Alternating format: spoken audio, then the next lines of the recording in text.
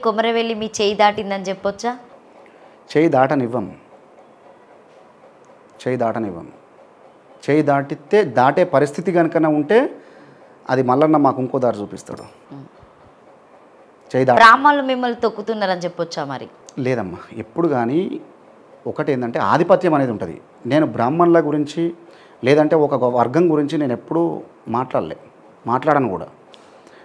బ్రాహ్మణులలో మంచి పాండిత్యం ఉన్నవాళ్ళు, బ్రాహ్మణులలో మంచి మేధస్సు గలవాళ్ళు, బ్రాహ్మణులలో ఆదరించి అన్నం పెట్టేటువంటి గుణం ఉన్న వాళ్ళు చాలామంది ఉన్నారు. బలిజ కులంలో కూడా చాలామంది ఉన్నారు, జంగమ కులంలో చాలామంది ఉన్నారు. కాకుంటే ఏంటంటే ఆ వర్గాలలో ఉన్నటువంటి ఆధిపత్య గుణం ఉన్న వాళ్ళంటే నాకు కోపం. నువ్వు బ్రతుకు, అంతకంటే ముందు ఉన్న వాళ్ళను బ్రతకనివ్వు, నీ తర్వాత వచ్చే వాళ్ళను కూడా బ్రతకనివ్వు. నేనే బ్రతకాలే, ఇంకోని చంపుతా అంటే మాత్రం నేను ఒప్పుకోను. అది విరుద్ధం, సృష్టి విరుద్ధం. ఇలా జరుగుతున్నది మొత్తం అదే. నేను పకడ్బందీగా సుస్పష్టంగా వివరించగలుగుతాను. ఎల్లమ్మ గుళ్ళల్లో, బైన్లలో, పంబాలలో, ఏల్పులలో పూజలు చేయాలి, వాళ్ళు పూజారులు.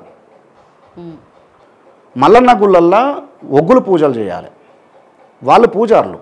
బీరన్న గుళ్ళల్లో బీర్లోళ్ళు పూజ చేయాలి, బీర్ల పూజారులు పూజలు చేయాలి, వాళ్ళు పూజారులు. నిజంగా ఇప్పుడు శివుని గుళ్ళు ఉంది, శివుని గుడిలో అభిషేకానికి మీరు చేయాలి, నేను ఒప్పుకుంటా. శివుని గుళ్ళో నేనే ఉంటా, పోషమ్మ గుళ్ళల్లో నేనే ఉంటా, ఎల్లమ్మ గుళ్ళల్లో నేనే ఉంటా, మల్లన్న గుళ్ళల్లో నేనే ఉంటా అంటే యువతలోడు ఎటు పోవాలమ్మా? బహుజన వర్గాలు ఎటు పోవాలి? అదివరదాకా చేసినటువంటి సేవలు ఎటు పోవాలి? ఆ సాంప్రదాయాలు ఎక్కడ పోవాలి? ఆ సంస్కృతి ఎక్కడ పోవాలి? ఆ పూజలు ఎక్కడ పోవాలి? ఆ పునస్కారాలు ఎక్కడ పోవాలి? ఆ పూజారులు ఎక్కడ పోవాలి?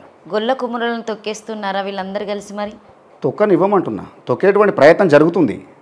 అది డిపార్ట్మెంట్, గవర్నమెంట్ చూడాలా. సో ప్రభుత్వం ఎందుకు మీకు సహాయం చేయడం లేదు? మరి అంటే ఒకటమ్మా, ఇప్పుడు వాళ్లకు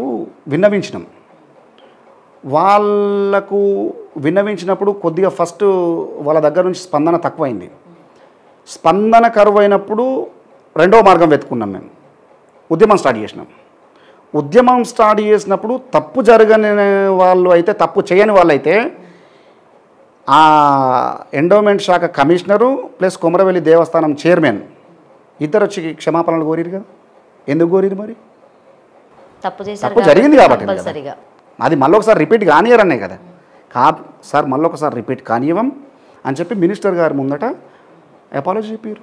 గత ప్రభుత్వం మీకు బాగా హెల్ప్ చేసిందా? ఇప్పుడు వచ్చినటువంటి ప్రభుత్వం హెల్ప్ చేస్తుందా? అమ్మా ఒకటమ్మా, ప్రభుత్వాలు అనేటివి ఒక్కొక్క ప్రభుత్వానికి ఒక్కొక్క ఆలోచన విధానం ఉంటుంది. సో అల్టిమేట్గా ఏ ప్రభుత్వం వచ్చినా కళాకారులను కంటికి రెప్పలా కాపాడడం అనేది మా విజ్ఞప్తి. ఒకవేళ వాళ్ళు ఏమైనా మమ్మల్ని విస్మరించినప్పుడు, మాకు ఇబ్బంది కలిగించినప్పుడు రిప్రజెంటేషన్ విజ్ఞప్తిపూర్వకంగా పోతాం, ఓకేనా? ఆ విజ్ఞప్తికి కూడా స్పందన రాకున్న నాడు మేము భగవంతునికి వాడేటువంటి, భగవంతునికి ఉపయోగించేటువంటి డోలుతాళాలు, నపీరనాదాలు ఆఫీసులో ముంగడం అవుతాయి. చిన్న చేంజింగ్ అంతే, ఇబ్బంది ఏం లేదు. ప్రభుత్వాలు గొప్పవాళ్ళు ఉన్నారు. ఎందుకంటే ఇవాళ ఉన్న రేవంత్ రెడ్డి గారు కావచ్చు, మొన్న ఉన్న కేసీఆర్ గారు కావచ్చు, అంతకుముందు ఉన్నటువంటి కిరణ్ కుమార్ రెడ్డి కావచ్చు, అంతకుముందు ఉన్నటువంటి రోషయ్య గారు కావచ్చు, అంతకుముందు ఉన్నటువంటి ఇంకా రాజశేఖర రెడ్డి గారు కావచ్చు, వీళ్ళందరూ కూడా కళాకారుల ఆశీర్వాదంతో, కళల ఆశీర్వాదంతో, భగవంతుల ఆశీర్వాదంతో వీళ్ళందరూ గొప్పగా పరిపాలన సాగించిన వాళ్ళే. సో డమరుకంలో అసలు ఎన్ని రకాలు ఉంటాయి? అది అంటే మీరే తయారు చేయించుకున్నారా, లేకపోతే మీ గురువు గారు ఏమైనా మీకు గిఫ్ట్ ఇచ్చారా? నాకు మా గురువుగారి నుండి ఒక 2 వస్తువులు గిఫ్ట్గా వచ్చినాయమ్మా, వారసత్వ సంపద నాకు. అది ఒకటి డమరుకం, నన్ను మెచ్చిచ్చిండు. రెండవది ఆయన మెడలో ఆయన ట్రైనింగ్ చేయించినటువంటి విజిల్ ఉంటుంది కదా, ఆ విజిల్ ఒకటి వచ్చింది. ఉంచుకున్నారా ఇప్పటికీ? ఉన్నాయి, పరమ పవిత్రంగా అత్యంత జాగ్రత్తగా దాచిపెట్టుకున్నా.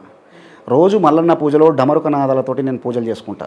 ఈరోజు మనము శ్రీశైలంలో ఉన్నటువంటి మల్లన్న కావచ్చు, అందరి దేవుళ్ళని గుర్తు చేసుకుంటూ సో మీ డమరికం మోగించండి. రైట్ అమ్మా, తప్పకుండా. అరడేరడంబై దేవుడంబై సల్ల సల్లని వాడవు రాజు మల్లయ్యో సాయమై ఉండాల మైలారుడా, చల్లని మండపాన రాజు మల్లయ్యో లింగమై నువ్వు వస్తా మైలారుడా, లింగమై నువ్వు వస్తే రాజు మల్లయ్యో నిత్యేడుకుందో మైలారుడా జంగమై నువ్వు వస్తే రాజు మల్లయ్యో దినమేడుకుందో మైలారుడా ఆరుడో ఏలేను దేవుడవయ్యో సూర్యుడకు మురళి లింగామా పెదపురం గుల్లల్ల రాజు మల్లయ్యో పేరణ దేవుడో మైలారుడా ఐలేను గుల్లల్ల రాజు మల్లయ్యో ఆనందపరుడో మైలారుడా కోరెల్లి గుల్లల్ల రాజు మల్లయ్యో కోలాట కాడో మైలారుడా ఊదల గుల్లల్ల రాజు మల్లయ్యో వయ్యారి కాడో మైలారుడా బంగారు గుల్ల రాజు మల్లయ్యో బండారు పూజలు మైలారుడా ఏదేముల బండారు రాజు మల్లయ్యో ఏమయ్యాలాయ మైలారుడా ముత్తముల బండారు రాజు మల్లయ్యో మునిగూడ జిమ్మేము మైలారుడా పందముల బండారు రాజు మల్లయ్యో పైజిమ్మయ్యాలాయ మైలారుడా హరహర మహాదేవ శంభోం శంకరం శివ శివ నీలకంఠ శివ నీలకంఠం మార్తాండ మైలారులింగ మహాయలకోటి యలకోటి. ఇది పొద్దున్న లేవంగానే మల్లన్న దేవుని నిద్ర మేలుకోవడం మేల్కొల్పు మళ్ళీ వేరే ఉంటుంది. ఇది ఇల్లు నిండుకునే పాట, ఓకే. దేవుని మేలుకునే పాట. అది నిజంగా భగవంతుణ్ణి నిజంగా నిద్ర నుండి మేలుకుంటాడా? భగవంతుడు నిద్రపోడు. మన ఆలోచన విధానం ఏంటంటే భగవంతుడు పొద్దున్నే ఇలివారంగా 3 గంటలకు నిద్ర లేపితే ఎట్లా ఉంటుంది అనేది కళ్ళ ముందు కట్టినట్టు చూపిస్తారు ఒగ్గు పూజారులు. చాలా అద్భుతంగా ఉంటుంది. నిజంగా భగవంతుడు మన కళ్ళు మూసుకుంటే నిద్ర నుంచి లేస్తాడు ఆయన.